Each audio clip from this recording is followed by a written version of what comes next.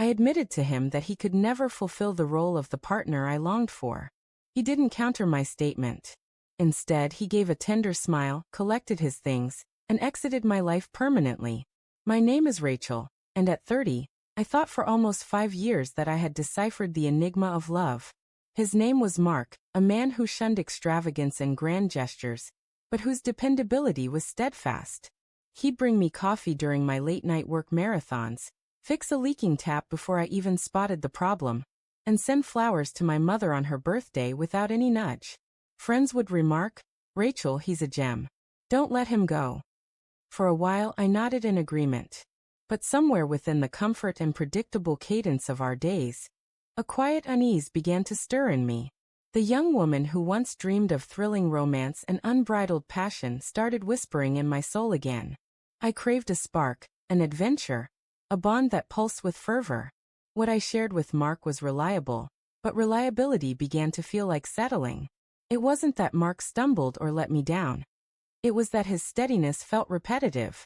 We dined at the same spots, wandered the same trails on Sundays, and murmured the same soft, "I love you" before bed, always in his calm, measured voice. I told myself this was mature love, solid, rooted.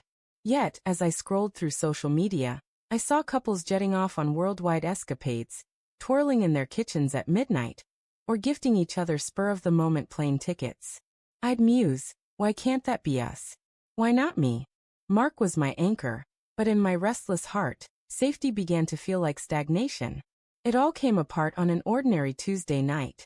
Mark returned from work, brushed a kiss on my forehead as usual, and inquired about my day. For reasons I couldn't grasp, his smile seemed fainter that evening, his voice gentler than normal. We sat for dinner, and he shared his day, same coworkers, same meetings, same routine. My mind wandered, and when he noticed, he asked with quiet worry, "Is something wrong?" The words escaped before I could hold them back. "Mark, you'll never be the man I truly want." A thick silence settled. He set his fork down, looked at me for a prolonged moment, and then smiled, not with bitterness or scorn, but with a serene, almost knowing acceptance. "Okay," he said simply. He didn't ask for an explanation or beg me to rethink. Instead, he stood, walked to our bedroom, and pulled out a suitcase. I followed him, a surge of dread rising in my chest. "Mark, wait. That's not what I meant," I faltered. But he continued, folding his clothes with precision, placing them neatly in the suitcase. "Rachel," he said gently, "if I'm not the man you want, I shouldn't keep you here, and you shouldn't feel bound to stay." His voice held no hint of spite, only a quiet determination that stung more than any quarrel could. That was the most painful part to endure. I stood rooted in the doorway, watching the man who had been my partner for 5 years methodically remove himself from my world. No slamming doors, no raised voices, just the soft clatter of hangers, the sound of the suitcase zipping, and the faint roll of its wheels on the hardwood floor. "Mark, please." I tried again, my voice quivering. "I didn't mean it like that. I feel like something's lacking, and I don't know what." He paused, then turned to me with eyes so compassionate they shattered my heart. "I understand what's lacking for you, Rachel," he said, "and I won't hold you here while you search for it." When he finished packing, he stood before me, suitcase in hand. "You're an extraordinary woman," he said. "I hope you find the person who makes your heart race the way you desire. I just know that person isn't me." He kissed my forehead, as he had countless times, and walked out the front door. The sound of that door shutting, gentle but final, lingers in my mind still.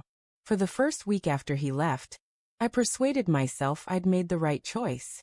I told myself I'd find someone who would rekindle that rush of excitement. Someone who would pull me into a storm of passion.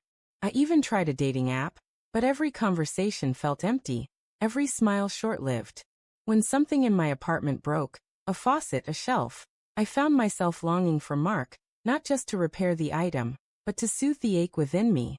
I missed how he always checked on my mom, how he knew my coffee order by heart, the sense of security I'd mistaken for boredom.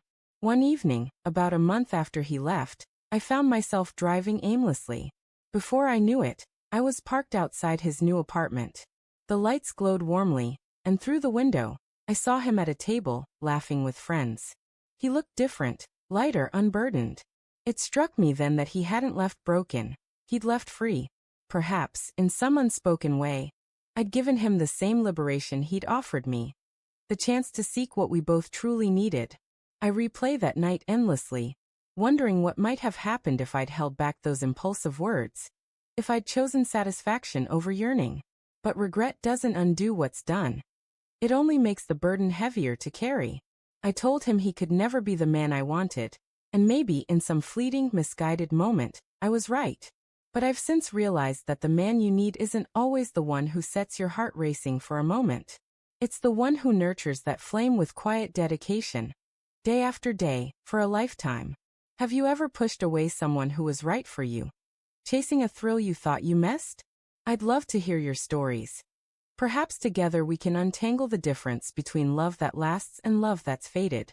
Mark never came back, and I never asked him to. Some doors, once shut, are meant to remain closed. Yet I carry him with me, not as the man I lost, but as the one who taught me that being enough isn't about grand gestures. It's about being there, day after day, until the other person can't imagine a life without you. I only wish I'd realized that before I uttered those fateful words.